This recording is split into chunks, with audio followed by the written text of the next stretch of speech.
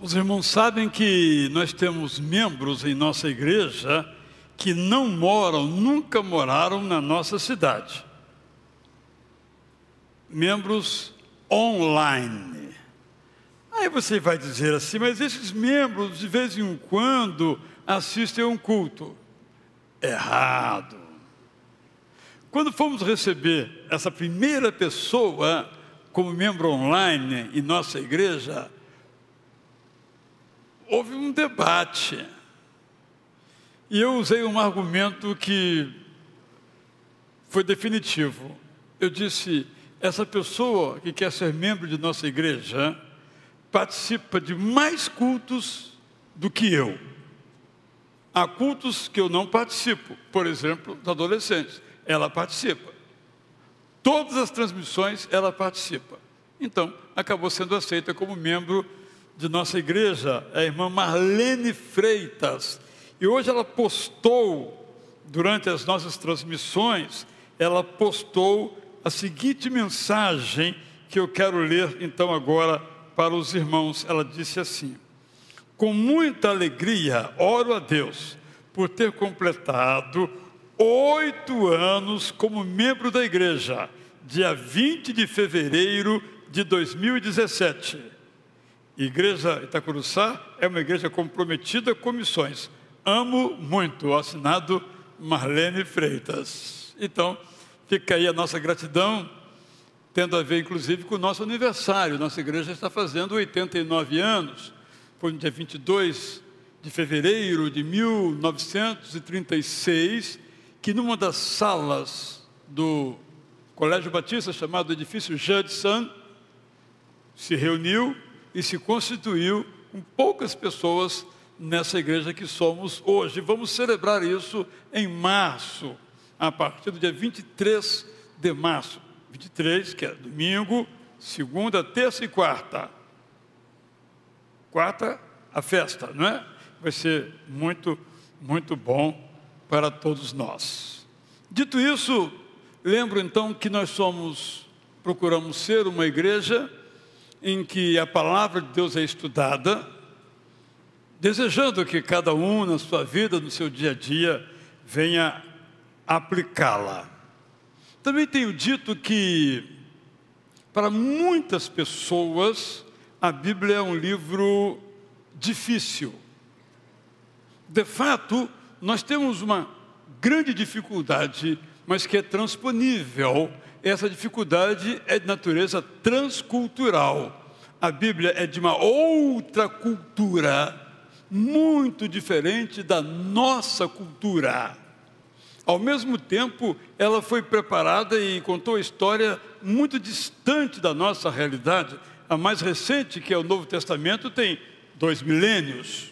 E a história, por exemplo, do Mar Vermelho tem 3 milênios e meio.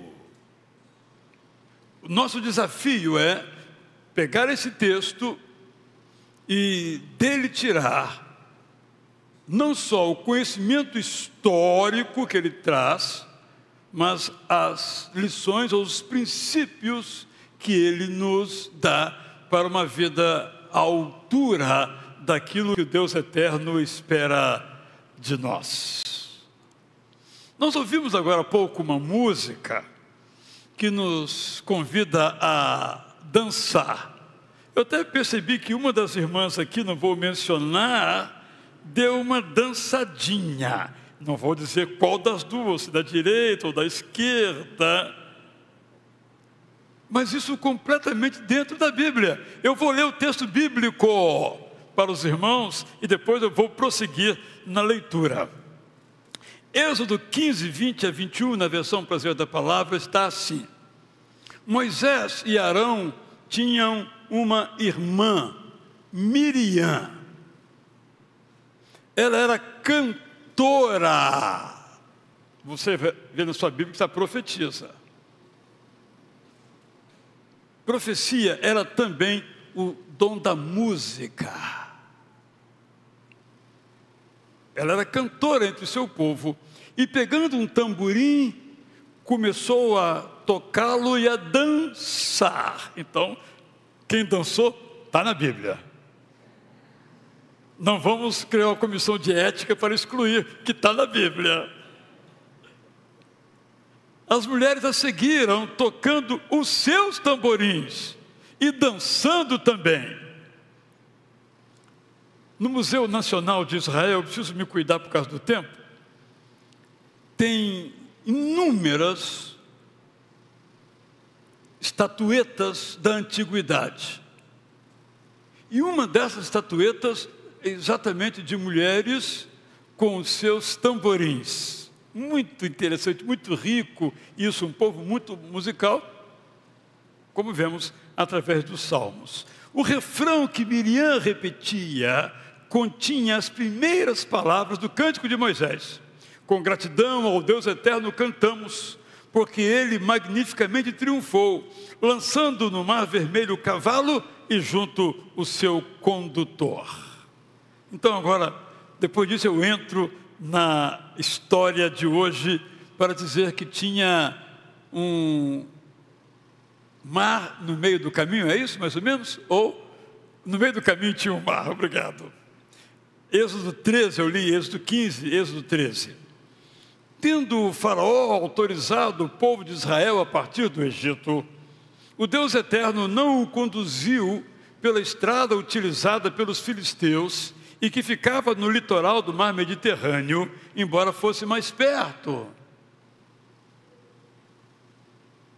Olha que informação que não pode passar sem que a percebamos. Ele não queria que o povo tivesse medo dos filisteus e desanimasse querendo retornar ao Egito.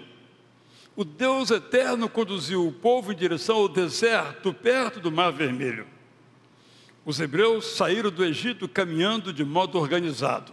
Moisés levou também os ossos de José, segundo a promessa que lhe foi feita solenemente após ter dito: sei que o Deus eterno os abençoará. Quando isso acontecer, leve daqui os meus restos mortais. Esse pedido está registrado em Gênesis 50, 25. Os hebreus partiram de Sucote, alguns dias depois acamparam em Etã, no começo do deserto. O Deus eterno ia com eles na viagem. De dia, o Deus eterno seguia numa coluna de nuvem. De noite, eles o acompanhavam numa coluna de fogo que iluminava o caminho. Eles viajavam de dia e de noite. Durante o dia, a coluna de nuvem nunca se afastou deles. Durante a noite, a coluna de fogo esteve sempre presente com eles. Agora capítulo 14. Depois de muitos dias de viagem pelo deserto, o Deus eterno se dirigiu a Moisés. Moisés, digam aos israelitas para retornarem e acamparem junto ao Mar Vermelho, entre Pi-Airote e Migdol, tendo Baal-Zefon em frente do outro lado do mar. Todos devem acampar em frente a Baal-Zefon. Quando o faraó souber que estão retornando, achará que vocês estão perdidos e desorientados no deserto. Firmem sua teimosia, ele vai persegui-los.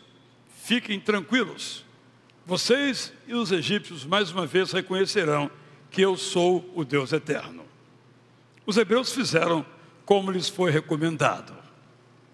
Quando chegou ao faraó a notícia de que o povo de Israel estava confuso, certamente tinha os seus espiões, ele e os seus ministros se arrependeram de ter deixado os hebreus saírem do Egito. Comentaram entre si: nós erramos. Não devíamos ter deixado que o povo hebreu fosse embora.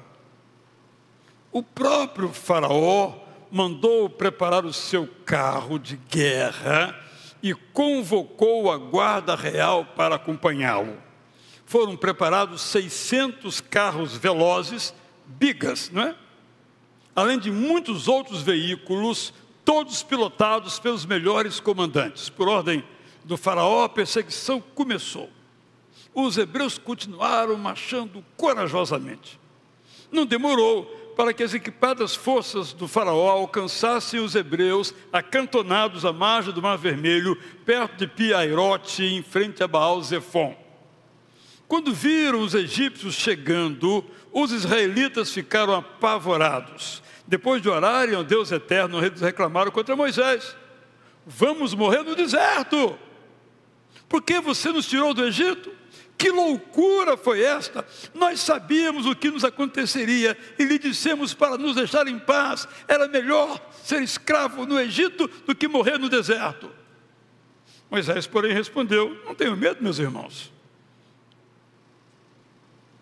Continuem firmes e vocês vão ver o que o Deus eterno fará ainda hoje. Garanto que vocês nunca mais vão ver os egípcios que estão vindo atrás de nós. Fiquem calmos, porque o Deus eterno lutará por vocês. Enquanto Moisés orava, o Deus eterno lhe respondeu: por que você veio falar comigo? Diga ao povo para marchar. Quero que você levante a sua vara em direção ao mar. Ao seu gesto, as águas se dividirão e o meu povo passará seco pelo meio. O sempre desobediente faraó continuará vindo atrás de vocês e seus soldados entrarão no mar também.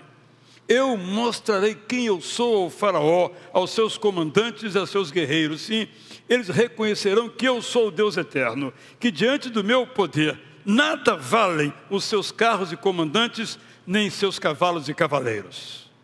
Em seguida, o Deus eterno que ia na frente do povo de Israel se retirou para a retaguarda.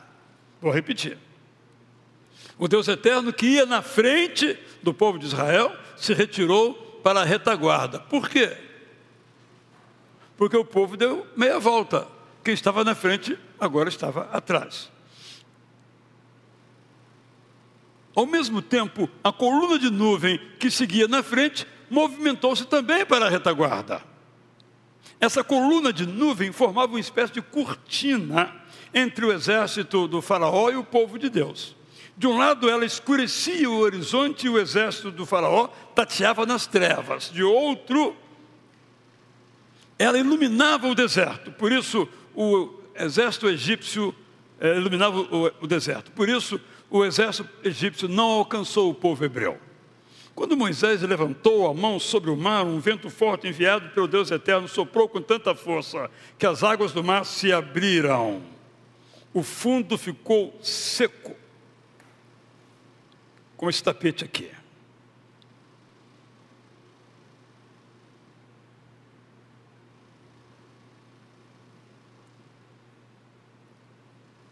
Com água dos dois lados. Vendo a terra seca, os hebreus avançaram mar adentro, cercados pelas águas que foram contidas como se houvesse uma parede. Parte dos militares egípcios, ávidos por massacrar os hebreus, entrou atrás deles com carros e comandantes, cavalos e cavaleiros. Era noite, mas os egípcios continuaram a perseguição. A outra parte do exército egípcio ficou acampada. Quando amanheceu, o Deus eterno que estava na coluna de fogo e na coluna de nuvem confundiu os militares no acampamento, emperrando as rodas dos seus carros para que não pudessem atacar. Eram dois grandes pelotões. Um estava já dentro da água e o outro estava esperando a hora de atacar. É o que a história claramente nos diz aqui. Quando perceberam o que estava acontecendo, os egípcios que estavam no meio do mar decidiram voltar. Eles gritaram: vamos fugir, porque o Deus, letra minúscula, dos hebreus está lutando por eles contra nós. Deus eterno disse: Moisés, estenda novamente a sua mão sobre o mar para que as águas voltem ao normal e cubram os egípcios com os seus carros, cavalos, comandantes e cavaleiros. Não se preocupe com essas repetições. É o jeito de fazer poesia. Quando Moisés fez o que o Deus eterno lhe mandou, o mar voltou ao seu curso natural, os egípcios tentaram fugir desesperadamente, as águas voltaram ao seu lugar e cobriram todos os egípcios com seus carros e seus cavalos. Dos que entraram no mar, ninguém escapou. Na frente deles, as águas continuavam contidas à direita e à esquerda, permitindo que os israelitas prosseguissem caminhando em terra seca pelo meio do mar. Foi assim que o Deus Eterno livrou o povo de Israel da perseguição egípcia. Os hebreus viram os corpos dos seus perseguidores na praia e reconheceram o poder de Deus claramente demonstrado na vitória contra os egípcios. O povo de Israel creu e confiou no Deus Eterno e passou a respeitar Moisés como o seu líder. Não há na historiografia contemporânea, não há em nenhuma civilização narrativa com tanta precisão histórica do que a narrativa que encontramos no Antigo Testamento. Não há. Como gênero literário, essa narrativa é insuperável. Beleza, clareza, suspense, profundidade e convite ao louvor. Por isso que eu quero pedir aqui ao nosso grupo de louvor para cantar de novo aquela música, para dar a oportunidade àquela irmã que queria dançar, ficar mais à vontade. Apenas é uma brincadeira para dizer, vamos ficar em pé, que essa letra descreve muito bem esse momento. E quando nós vemos a história de Miriam, nós nos entendemos melhor. Que com a música nós nos entendemos melhor. E Miriam era uma líder do louvor daquela época. E havia uma música conhecida, Cântico de Moisés, está repetido inclusive no Apocalipse. E era tão conhecida que ela começou a cantar tocando seu tamborim. E a mulherada toda cantou também. Um registro daquele momento para não ser jamais esquecido. Vamos então entoar agora essa música.